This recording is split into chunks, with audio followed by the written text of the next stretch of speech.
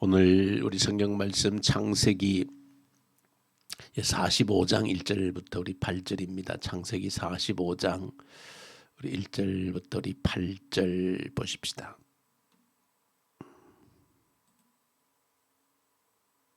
요셉이 시종하는 자들 앞에서 그 정을 억제하지 못하여 소리 질러 모든 사람을 자기에게서 물러가라 하고 그 형제들에게 자기를 알리니 그때에 그와 함께한 다른 사람이 없었더라. 요셉이 큰 소리로 우니 애굽 사람에게 들리며 바로의 궁중에 들리더라. 요셉이 그 형들에게 이르되 나는 요셉이라. 내 아버지께서 아직 살아 계시니까 형들이 그 앞에서 놀라서 대답하지 못하더라. 요셉이 형들에게 이르되 내게로 가까이 오소서. 그들이 가까이 가니 이르되 나는 당신들의 아우 요셉이니 당신들이 애굽에 판 자라. 당신들이 나를 이곳에 팔았다고 해서 근심하지 마소서. 한탄하지 마소서. 하나님이 생명을 구원하시려고 나를 당신들보다 먼저 보내셨나이다. 이 땅에 2년 동안 흉년이 들었으나 아직 5년은 밭갈이도 못하고 추수도 못할지라. 하나님이 큰 구원으로 당신들의 생명을 보존하고 당신들의 후손을 세상에 두시려고 나를 당신들보다 먼저 보내셨나니 그런즉 나를 이리로 보낸 이는 당신들이 아니요 하나님이시라. 하나님이 나를 바로에게 아버지로 삼으시고 그 온 집의 주로 삼으시며 애굽 온 땅의 통치자로 삼으셨나이다. 아멘.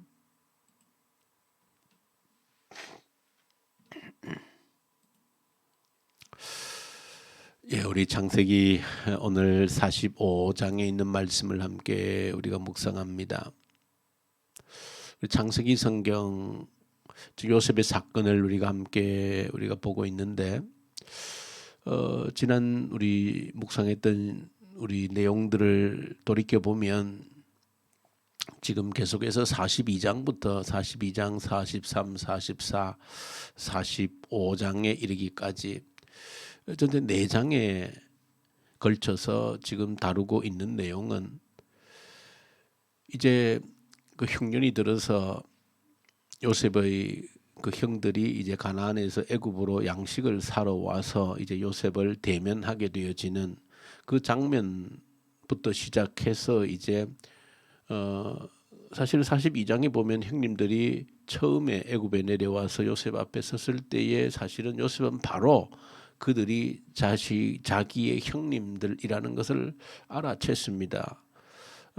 그러면서 이제 오늘 45장에 이르기까지 내가 요셉이다 하고 자신을 밝히기까지, 다시 말하면 그렇게 요셉이 그 형님들과 대면하는 과정, 그 과정에 대해서 42, 43, 44, 45장에 걸쳐서 이 4장에 걸쳐서 그 만남의 과정을 기록하고 있다는 사실입니다.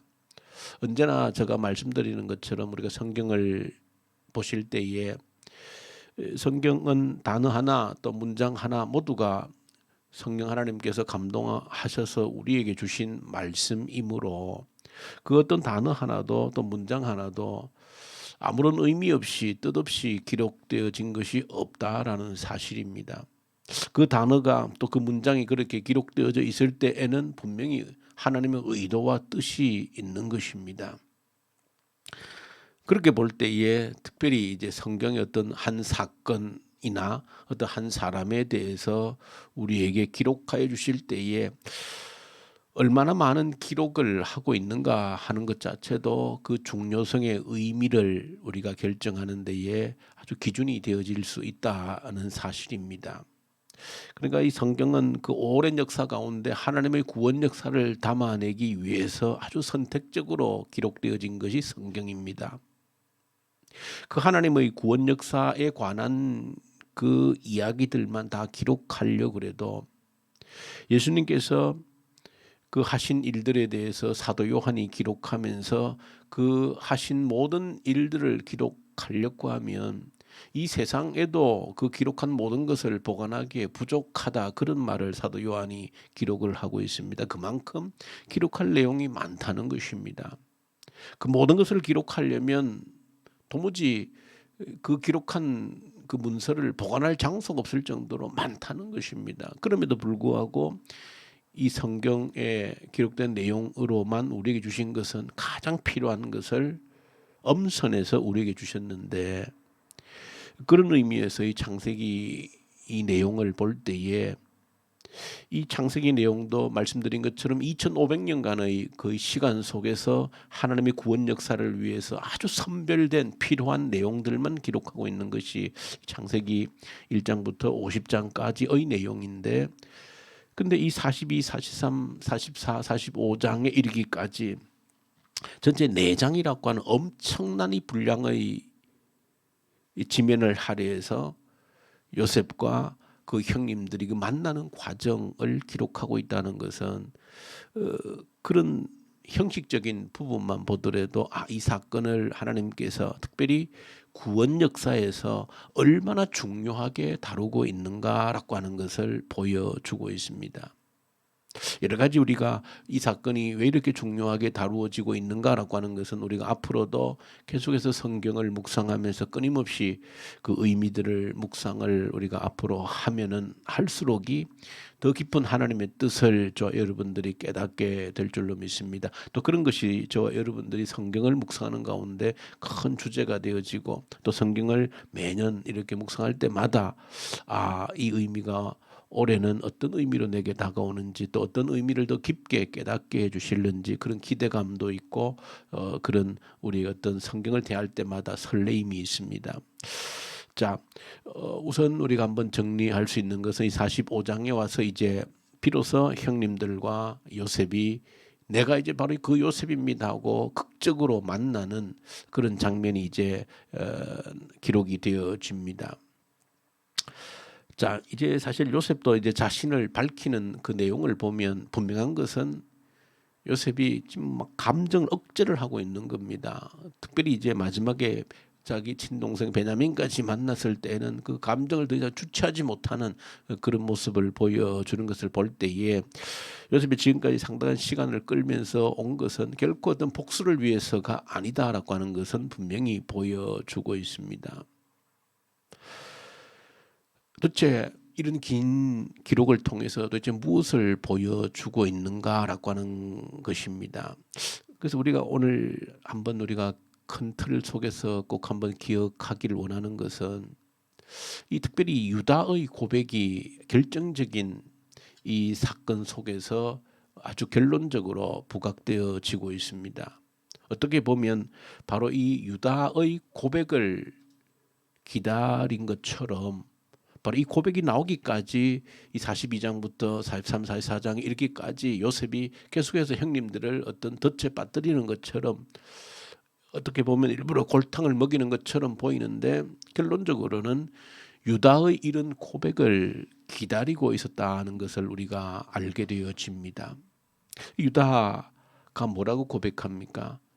결국은 이제 마지막에 요셉이 그 자기 친동생 베냐민을 데리고 오라고 했을 때에 그 형제들도 굉장히 부담이 컸지요. 아버지 집에 가서도 말을 꺼내지를 못했습니다. 왜? 그 아버지 야곱에게 이 베냐민이 어떤 존재인지를 알고 있었기 때문에 마치 생명처럼 이제 요셉을 잃어버리고 이 베냐민을 그렇게 자기 생명처럼 여기고 있는데, 그 아버지 품에서 베냐민을 떼어낸다라고 하는 것은 곧 아버지에게는 죽음과 같다는 것을 그 형제들이 너무나 잘 알고 있었습니다.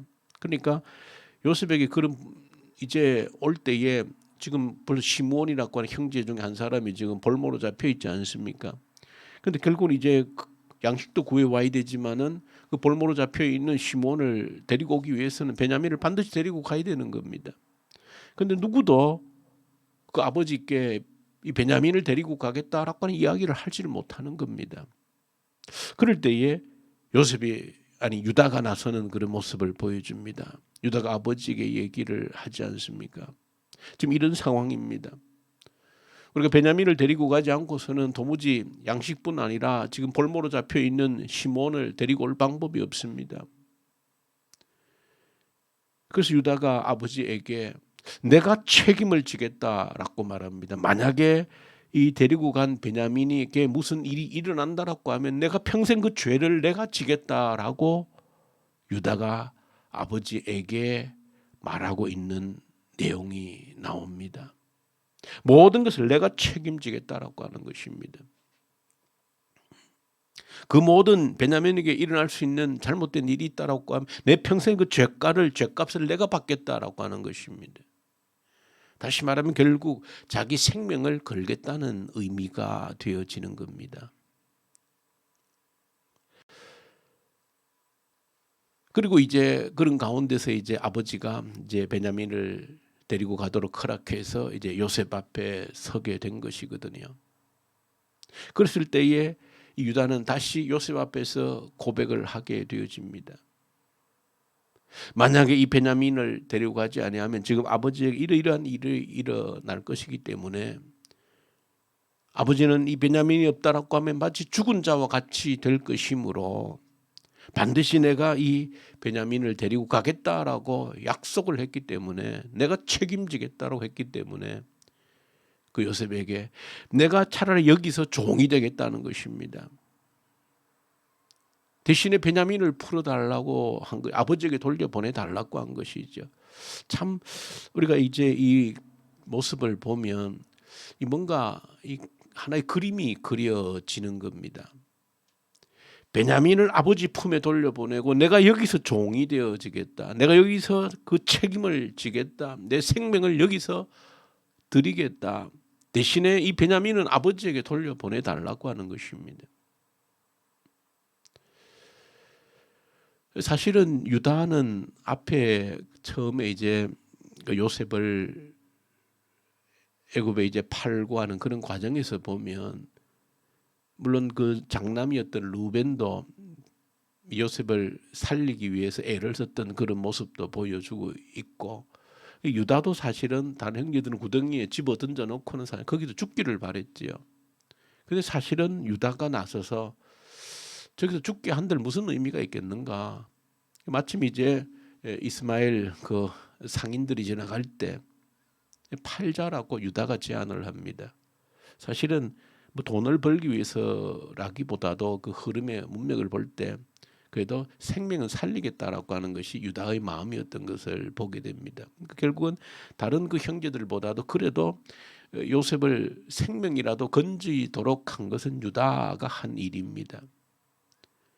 그러고 보면 지금 마지막 결론에 와서 아버지 앞에서는 요셉 앞에서 다른 형제들은 입을 쑥 닫고 있는데 굳이 요셉이 유다가 나서서 내가 책임을 지겠다. 내 생명을 내 생명을 주어서라도 내가 책임을 지겠다라고 하는 이런 모습은 전혀 이제 다른 모습인 거예요. 다른 형제들에게 나는 별로 잘못이 없는데 저 형들이 다 요셉을 죽이자고 했기 때문에 이렇게 된 것이다. 그런 말이 없는 겁니다. 내가 그저 다 책임을 지겠다는 것입니다. 내가 대신 볼모로 잡히고 내가 대신 평생 종이 되어서라도 내 막내 베냐민은 살려보내달라고 하는 그런 고백을 하고 있는 그 모습은 이 바로 유다가 지금 이렇게 하고 있다라고 하는 것은 뭔가 하나님의 구원 역사에서 뭔가 한 가지의 그림을 보여주고 있는 겁니다.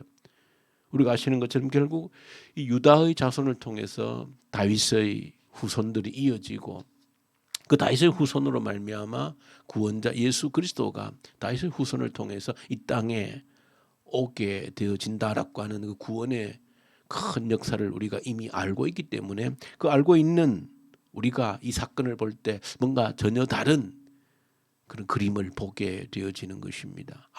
하나님의 구원 역사에서 어떤 작은 모형처럼 유다가 지금 보여주고 있는 그런 모습을 우리에게 보여주고 있는 겁니다.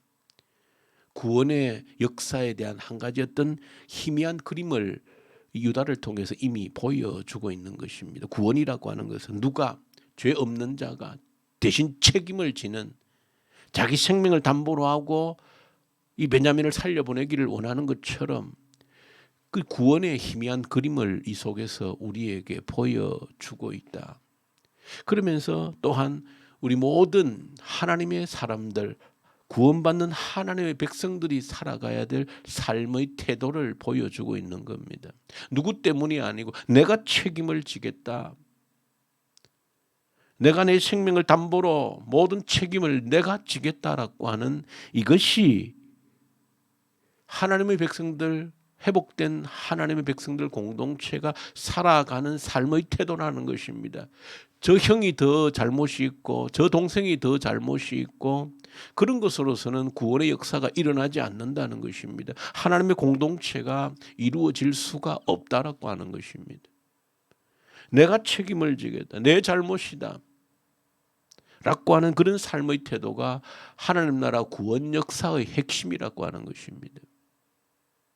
모두가 책임을 떠넘기고 나와는 상관이 없는 일이고 나는 별로 거기에 대해서 잘못한 것이 없고 오히려 나보다는 저 사람들이 더 잘못했고 그런 것은 하나님 구원 역사에 하나님 백성들의 삶의 태도가 아니다.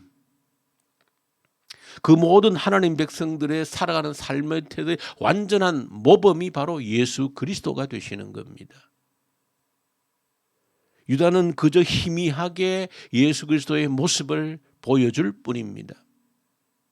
그 유다가 보여준 희미한 그런 구원의 역사의 온전한 모습이 예수 그리스도를 통해서 나타나는 것입니다.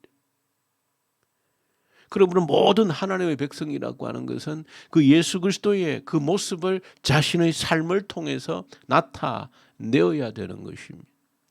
그것이 하나님 구원 역사 속에 있는 하나님 나라 백성들의 삶의 모습이라고 하는 것을 보여주고 있다. 그리고 45장에서 이제 그 속에서 결론적으로 요셉이 자신의 고백을 통해서 그야말로 이제 하나님 백성들의 또 다른 삶의 태도를 또 요셉을 통해서 보여주고 있는 것이죠. 우리가 이 땅에 살아가면서 여러 사람들과의 관계가 맺어지지 않습니까? 태어난 부모의 형제의 관계, 또 뭐 친구, 또 회사, 학교, 교회 공동체, 여러 사람들과의 관계가 형성되어집니다. 그런데 한 가지 요셉의 고백을 통해서 우리가 한 가지 정확히 알아야 되는 것은 그 어떤 사람들과의 관계 이전에 나와 제 첫 번째 관계를 맺고 있는 분은 하나님이시라는 겁니다. 하나님이 나와의 첫 번째 관계를 맺으신 분이라는 겁니다. 내 모든 인간관계의 첫 번째는 하나님과의 나와의 관계라는 사실입니다. 그래서 내 모든 문제를 푸는 열쇠를 하나님과 나의 관계 속에 두었다는 것이 오늘 바로 요셉의 고백입니다. 3번이나 오늘 읽었던 본문 속에 요셉이 그런 고백을 합니다. 하나님이 나를 애굽에 보내셨다라고 고백하고 있는 겁니다. 형님들이 나를 팔아서 내가 애굽에 온 것이 아니고 하나님이 나를 이 애굽에 보내셨다는 것입니다. 이것은 중요한 우리의 삶을 해석하는 기준입니다. 내게 어떤 일이 일어난다 할지라도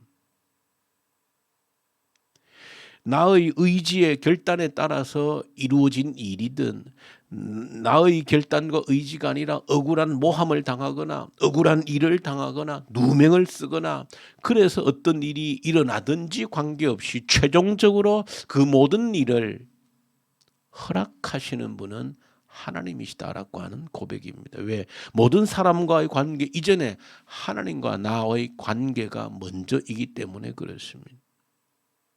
그것이 내게 일어나는 모든 일에 대한 해석의 틀이 되어져야 되고 기준이 되어져야 된다는 사실입니다.